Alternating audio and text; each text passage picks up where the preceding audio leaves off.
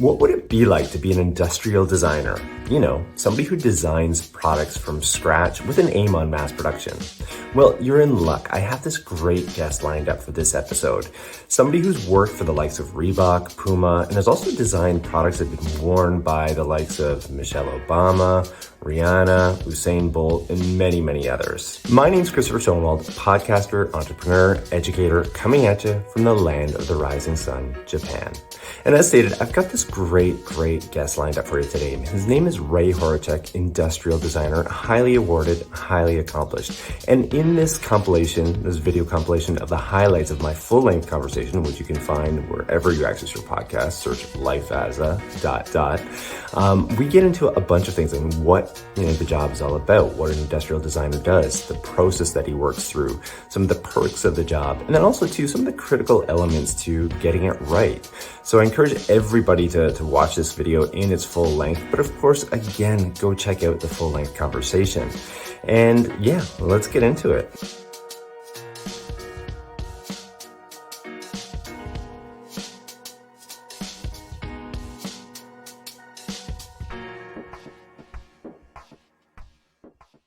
All right, well, why don't we shift into, what an industrial designer does? What is that job all about? Let's hear it from Ray as he describes it. At the core, you're basically something between an artist, like a fine artist, an engineer, and let's say a sociologist in some ways, or like a kind of behavioral psychologist maybe.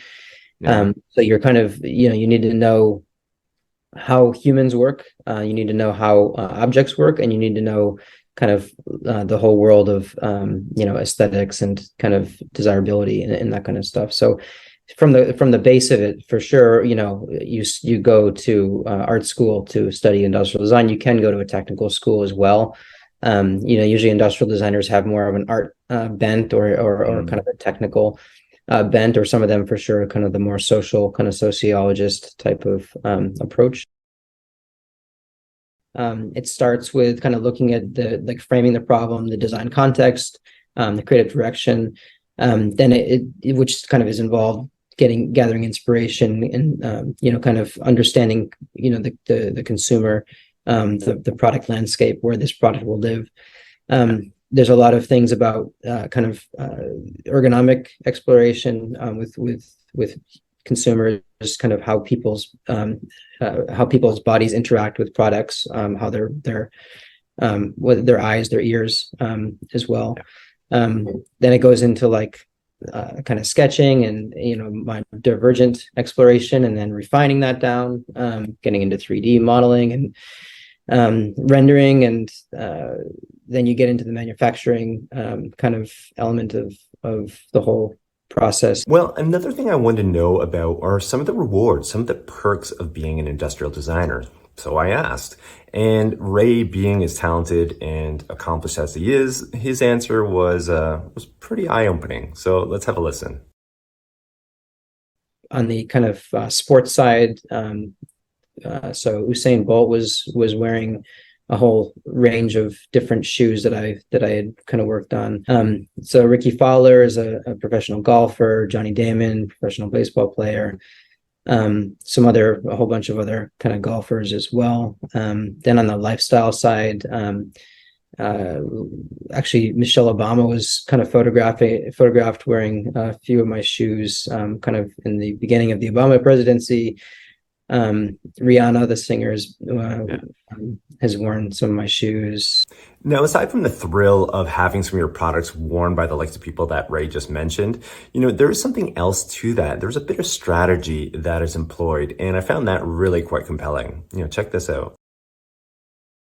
If you can solve problems for the most extreme users of any situation, then the normal users will have no problem. If I solve for me to run on a track, it's not going to help anybody, I promise you. But if I solve something that Usain Bolt then can use, then nobody else is going to really have any trouble with it. So that's one of the other reasons for working or having the ability to work with kind of top level athletes and stuff like that. Now, in the course of the conversation, it became abundantly clear to me that this job, being an industrial designer, really does blend two worlds. One is the artistry, and the other, of course, is the technical side of it all. And in order to do this job at a high level and consistently produce, you have to be brimming with inspiration constantly. And that got me thinking, I had this question, like, how does one do that? So, of course, I took the opportunity and I asked him. Yeah, I'd be curious about how you go about keeping each individual silo, technology, nature, and art, brimming with, with this passion from within, and where you're sourcing these ideas from. I do understand that you have a separate website off on the side in terms of some of your artistic expression, whether it be sculpting, whether it be other forms of artistry, painting, 3D, digital design, different things. But I'd be curious to hear it from you. I mean, how do you keep yourself centered in that sense? Yeah. I think it's really, kind of back to the curiosity thing. I think, luckily I do have a natural, curiosity, that's kind of, insatiable. So it sometimes it's almost the opposite problem. Like, how do I focus on getting what needs to be done as opposed to getting distracted and being inspired by things? So that's kind of a good problem to have. But it's also not as, not so easy to kind of battle with that back and forth. Having said that,